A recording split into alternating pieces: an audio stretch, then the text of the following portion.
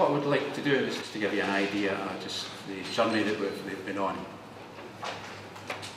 If we look first of all into the past, and as Finlay had said, that we started about 2001 or slightly before that, when certain events really kicked us into operation. And Finlay will remember well the original meetings we had in the community hall that is now the Army Cadet Centre, but that was our community hall that was closed following the move from Strathclyde Regional Council into Argyll Bute Council ownership, and they had a surplus of community centres that they no longer required. And like Jim had said, we were offered the building, I think, for £1, and when we evaluated the amount of repairs and just everything that was involved, we walked away from that and tried to look at other opportunities for our replacement community centre. Around about that time, we had other negatives in our horizon. We had a torpedo range, which was a form of employment, which had closed. Our local football field wasn't in best repair, and the former gateway and the centre of a lot of touristic activity, the pier had closed, and there wasn't a gateway into the community really for a lot of visitors to make use of the facilities. We had a bit of divine intervention in the early part of our time, where the church was also in disrepair, and what happened there was a lot of community involvement, where they managed to put together the labour, the finance, and they restored the church into the building it is today, a very lovely building. All the windows are intact, and instead of the community gathering in the small vestibule at the back of the church, they can actually use the main church hall because it is wind and weather tight, and it was an example to us as to how to take things into our own hands and to have something that we wanted to be there at the heart of the community. I'll show you the roadmap that we've been on, and like Jim has said, we've got a legacy in Arrochar of a number of different milestones that we've passed along the way, and we're still on the road and still on the voyage of discovery as far as operating the Three Villages Hall and our social enterprise is concerned. The actual building of a new hall was a great achievement to us. It was on time and it was within budget. Maybe a couple of months over because of weather difficulties, and if you've passed through Arrochar, you'll well experience just exactly what we're talking about.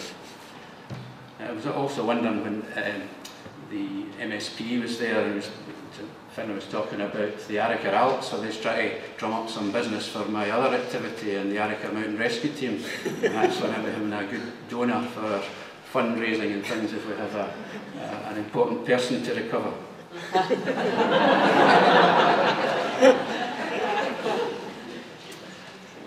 As I said, our operation, we are at the front of it, but we've had a lot of help along the way. And even when we opened the building, we needed a wee bit of security, and Strathclyde Police were there to oversee it, along with some of our other sponsors, the Big Lottery and Argyll Bute Council themselves, who have been very helpful to us along the way. What are we sitting with just now? Well, a couple of images just of what goes on in the village hall, which from having nothing at all to having social ventures. Jim mentioned some of the acts that are going round, Mull Theatre, the Budapest Cafe Orchestra and so on, and we are very pleased to try and work with Jim, where we can bring in some acts to the area and try and share costs and any of the organisation that will allow us to have some reasonable entertainment come to our village halls, and we look forward to doing that in future.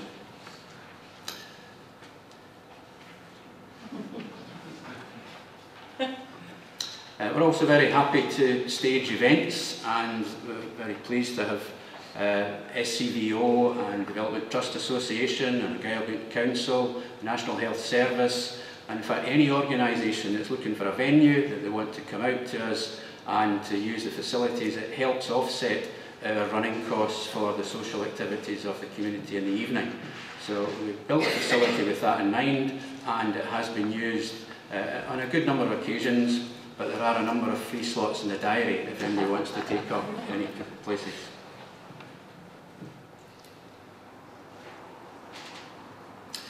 Looking to the future, and we have always had a vision to restore the marine access gateway to the community, and we've been talking for some considerable time, and the idea is that our village hall, which is there, and this part of the campus is complete, but if we can have marine access, and if we can also have a visitor centre which is going to replace our pit stop cafe, which is a bit dated and is in need of rejuvenation, and try and have a complete campus arrangement, we feel we will move towards this balanced budget and the sustainability that you've heard everybody talking about, which is the goal for it all.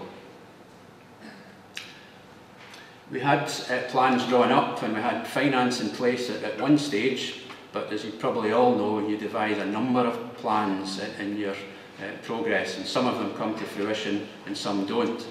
And the package we had with a £650,000 grant from SRDP was conditional on another £500,000 coming from SPT.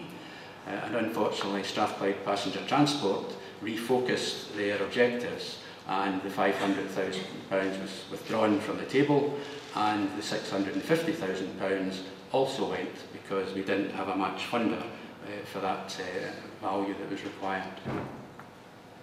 However, we still got it in our vision. We've recently reviewed our community action plan, and we have it in place for 2013 to 2018.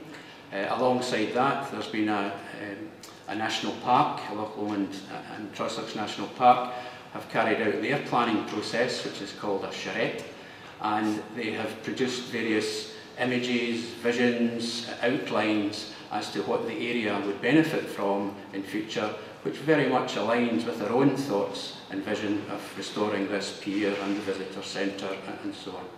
So we're still moving along with that objective, and hopefully we will see it in fruition at some time or other. How do we do all this ourselves? A £1 million building, and all the various hurdles and the procedures that you heard about over the course of the morning? Well, the answer is we didn't.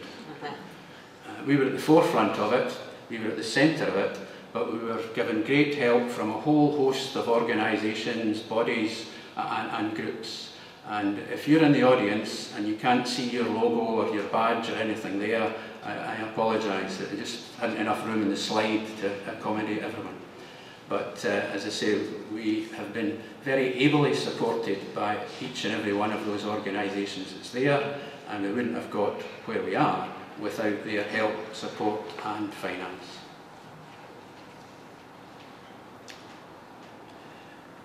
What has always just been at the centre of it is the community idea, and as I say, that has been supported. We started off as a company limited by guarantee. We were helped in that process and that procedure by Dunbritton Housing Association to a certain extent, but an organisation called Community Link Scotland. Is anyone here from CLS today? Okay. They are all on these events, and I think organisations in Argyll will know them quite well, and they were very helpful to us setting up, and they're still organised, they're still with us in some parts of our activities.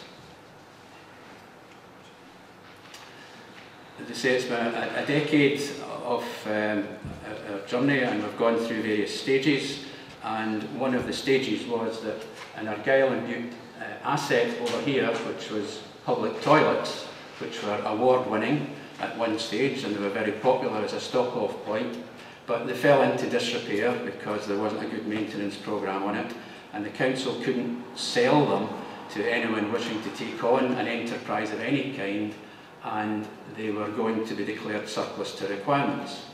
And at the very early stage, we said that we would want that site, not necessarily the toilets, but we'd want that site for our future community hall development.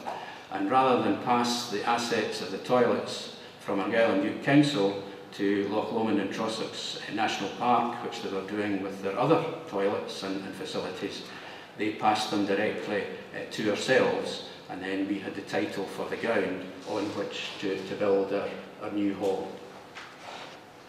At that time we were working under our first community action plan, which was devised and published in 2003, and the main aim to that was to be working towards our community hall and other developments such as play parks and things like that that were seen to be required for the area at that time. Along the way, an opportunity became available to us, and I think, as Jim says, quite often that's the way you have to be as a trust or as an organisation, is to react to opportunities. And the pit stop diner was in private ownership, it was coming onto the market, and we expressed an interest. The owner looked upon us favourably, and we were able to put together a bid for the building and obviously the ground it sat on, supported by Scottish Enterprise and Social Investment Scotland and the Highland, the Scottish Land Fund in terms of funding. We were able to have a grand opening, and we've operated that business for a number of years, and it's been the springboard to other activities and really just where we are at the present day. Finish saying to crack on, so I'll move the slides a bit faster if you can follow them. The Three Villages Community Hall is now replacing these toilets, and as I said, with various designs, and we took them through to the planning permissions and to get the building out of the ground. It didn't cost nothing. It was quite a significant bill at the end of the day, and we're very grateful to the Big Lottery for their lion's share proportion, but also to Argyll and Bute Council and to the way the council dealt with the sale of the asset of the former outdoor centre, which is now an Army Cadet Centre.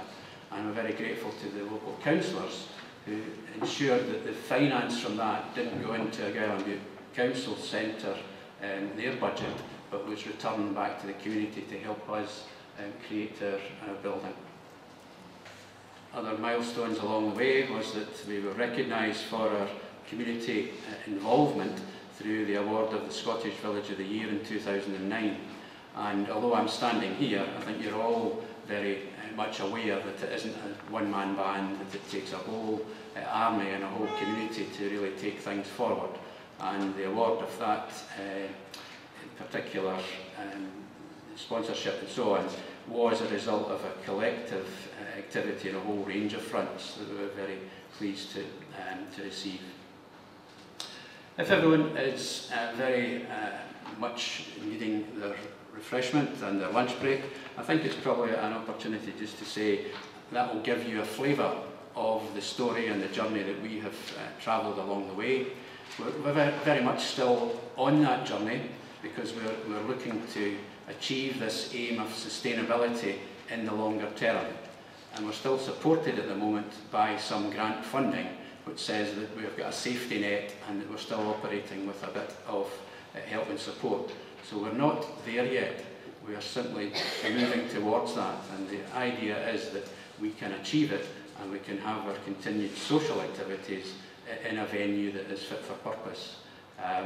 But as I say, we are working very hard. We're using the model of the Cove in Borough Hall in terms of our hall management group, and we're hoping that that will cut down the employed status and the overheads that's associated with that by having a volunteer-led management group. But what I would like to do is just to join the panel and answer any questions that you might have, that we can give you some advice and some other anecdotes if you feel that would be helpful in your own journey and own process. But we'll end there for the moment. Thank you.